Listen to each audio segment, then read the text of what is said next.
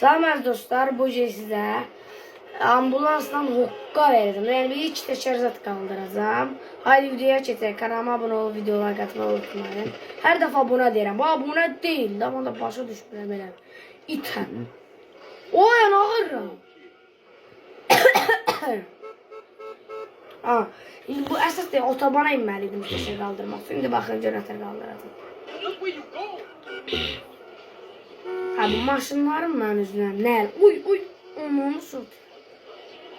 Sayılır bu, sayılır. Mən sayılır. Açdı çünki. Biraz yuxarı qaldır kameranı. Qardaşım da yanımda. Mənim şu an əlim ağrımır heç vaxt. Bir dənə görürsüzdən nətər qaldır. Bir də belə. Eləyə bilərsən. Belə.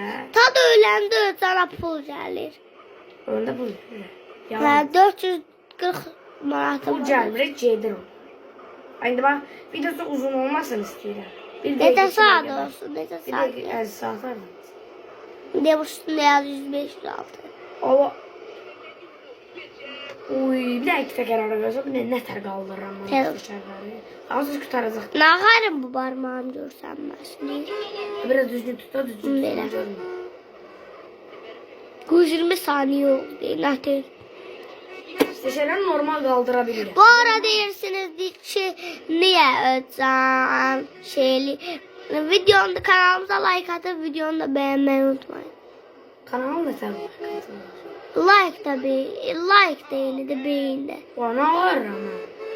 Sözüm də bilmirəm, mənə. Dostlar, izlə görsünüz, qardaşım nətər keçdi ortaya. Qalq, bir də videonun müğəqqəti saxla, müğəqqət.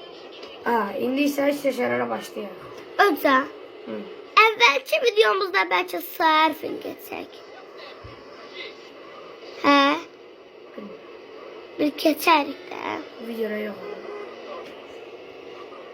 Sabah videoda Uy, çəkərik. bir dənə görüşər ki, təkərəm. Sabah heç kim olsa məktəf yoxdur. Sonra görüşərik, bay. Abunə olub, like atıb.